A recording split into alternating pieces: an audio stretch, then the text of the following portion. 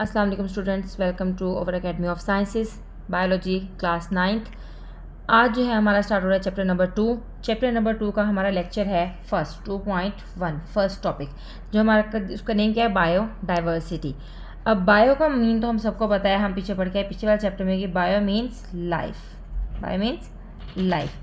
तो अगर हम बात करते हैं यहाँ डाइवर्सिटी की, तो डाइवर्सिटी का मतलब होता है variety of organisms in particular area के, जिस एरिया में जिस तरह की वैरायटी ऑफ ऑर्गेनिजम्स डाइवर्ट होती है, डिवाइड होती है, उसको बोलते हैं, उसकी स्टडी कहते हैं बायोडाइवर्सिटी।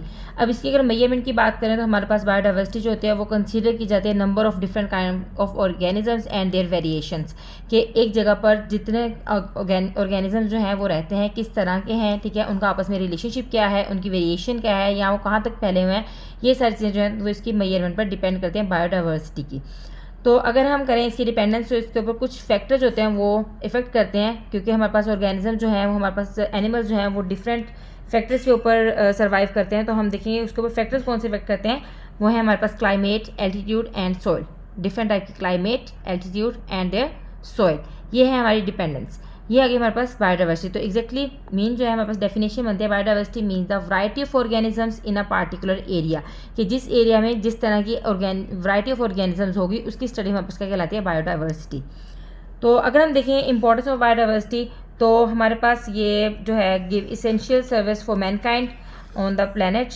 हमारे पास जो प्लैनेट के ऊपर या अर्थ के ऊपर जो है वो डिफरेंट टाइप की इसेंशियल कहते हैं ज़रूरी सर्विस जो वो प्रोवाइड कर रहा है मैनकाइंड को हेल्प के लिए, जिसमें हमारे पास डिफरेंट आ जाती हैं। पहले की बात करें तो इकोसिस्टम स्टेबिलिटी है, क्लाइमेट रेगुलेशन है, नेचुरल रिसोर्सेज हैं, इकोनॉमिक बेनिफिट्स हैं।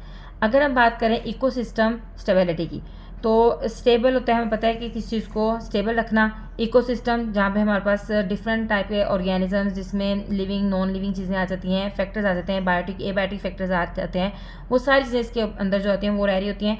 तो इकोसिस्टम स्टेबिलिटी किस तरह होती है, बैलेंस करता है हमारे इकोसिस्टम को, ठीक है।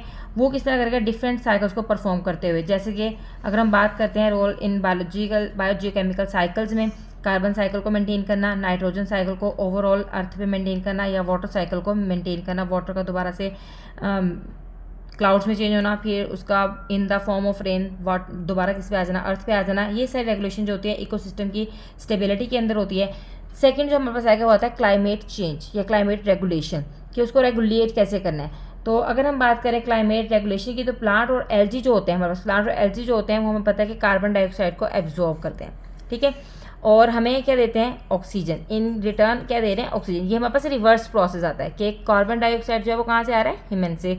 कौन ले रहा है, प्लांट और एल्गी अपना फूड बनाने के लिए इसको यूज़ करते हैं, ठीक है, और ये इन रिटर्न हमारे पास एज अ बाय प्रोडक्ट किसको दे रहे हैं, ऑक्सीजन को, जिसको कौन यूज़ कर रहा है, ह्यूमन्स और एनिमल्स इसको यूज़ कर रहे हैं। तो इस तरह से क्या कर रहे हैं, ये बैलेंस को मेंटेन कर रहे हैं, क्लाइमेटिक बैलेंस को रेगुलेट कर रहे हैं। और हमारे पास अगर थर्ड वन देखें, तो थर्ड वन पे हमारे पास आ जाती है इसके नेचुरल रिसोर्सेज। नेचुरल कहते हैं कुदरती, तो रिसोर्सेज हमारे पास चीज़ें होती हैं जो हमारे लिए यूज़ हो रही होती हैं, नेचुरल रिसोर्सेज। अब इसमें हमारे पास आएगा कि वो एरे ऑफ रिसोर्सेज हमारे पास प्रोवाइड कर रहे हैं, जिसमें हमारे पास कौन कौन से आ जाते हैं, फूड, ठीक है, मेडिसन्स, बिल्डिंग मटेरियल्स, फ्यूल्स, इन सब चीज़ों को जो है वो प्रोवाइड कर रहे होते हैं। अगर हम लास्ट में बात करें तो लास्ट में हमारे पास आ जाता है इकोनॉमिक बेनिफिट्स।